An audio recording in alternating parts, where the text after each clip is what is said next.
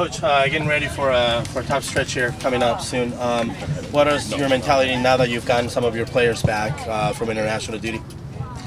It's always a tough stretch. I mean, this is just one tough stretch in a long and arduous MLS season, so we approach it the same way.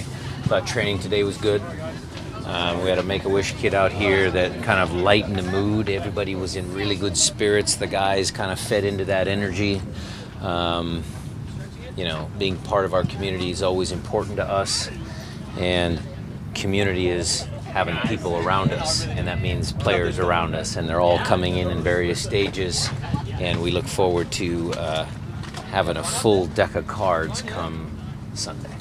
It didn't look like Raul was out there. Is he? No, he's on his way back. Okay. Yeah. Do you know, way back tomorrow? He will be back here today. Oh. As far as, though, like you said, a full deck of cards, how nice is it, though, to have almost all the pieces here? Yeah, I mean, it's great. I mean, we had some. Look, again, this is a family. We pride ourselves on being an organization that cares about people. Handwalla had a little family issue that he was dealing with. Jovan Jones, the birth of his baby. All of those things come into effect. Raul just getting a flight from a very long trip. I mean, all of those things we take into consideration. And, like I said, they'll all be back for Sunday.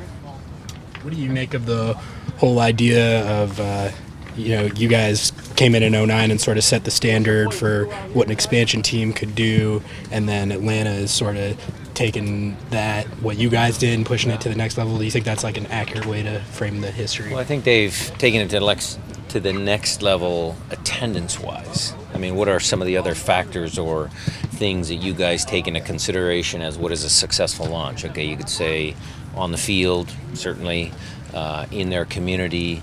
I mean, how do we match up in some of those areas? I mean, we were a pretty successful launch on the field, maybe not an MLS Cup, but certainly 4 straight Open Cup victories. But there's a lot of good things that Atlanta has done that they actually learned from us. A lot of teams, not all of them, but a lot of teams come to Seattle when they're in expansion mode and say, what did you guys do? How did you accomplish this?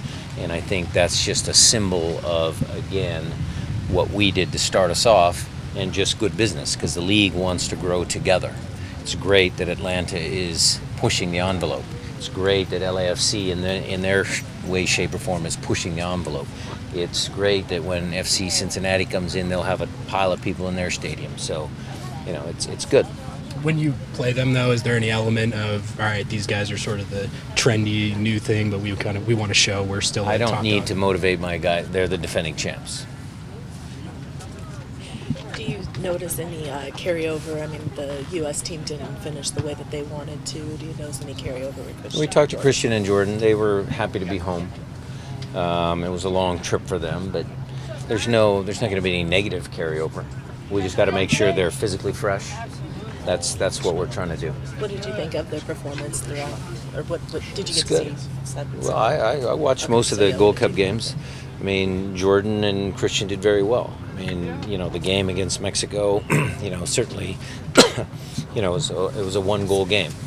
Josie Altidore scores that goal early in the game. Maybe it's a different outcome. Goals change games. But overall, Mexico is a very, very good team. The U.S. put a good team out there. I thought it was an entertaining game. You had the kids from the Discovery program out there today. What's it like having them out here to watch training, and what's it say about the club that you're showing? It's just from the ground up. We're building from the ground up, having U11, U12, whatever age groups they were, here to watch training. It's important. It's important that they see what the first team environment looks like, because they all want to be first team players at some point in their life. Looking back at 2 games last week, was there much you could take out of those games, given that you had so much rotation and players out? No, there was. Look, there was a bunch of starting guys in those games, and we did our same program. I mean, we watched the film after the game.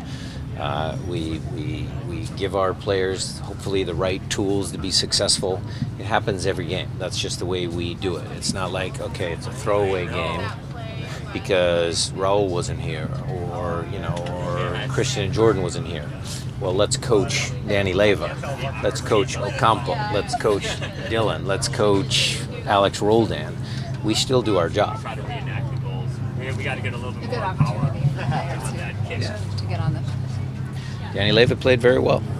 I mean, he took the most of his opportunity. Justin Dillon has done well. Ocampo, I was impressed with.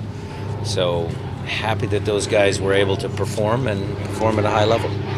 Is it as simple as the half your starters back with the typical first choice players, so they go, all of those players go to the bench, or do you see yourself still mixing things up because of the We'll take a look at the physical health of the guys that are returning. That'll play a big part of it. And then just, again, my job is to put the best possible team. There's lots of nuances there, and we'll make those decisions as the week goes on. So it's improved nuance. Do you think? I mean, more than what you thought maybe going into the stretch. Okay, I'll use the hot kid. I mean, Danny Leva. Should he start? You could make an argument for that. Has he had any effect, or was the goal that was taken away, and then the penalty that looked a little questionable? Is that something that you talk about with him, or the impact on him? We absolutely do. I mean, we tried to build him up after they took the goal away and try and keep him calm when the penalty was called. But again, that was during the course of the game. He still had to play another 75 minutes. The kid did it on his own. We talked to him after the game.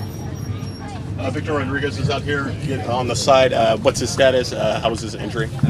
He has strained his left hamstring, and we are going to make that a day-to-day type of deal. If we can get him back, we can get him back.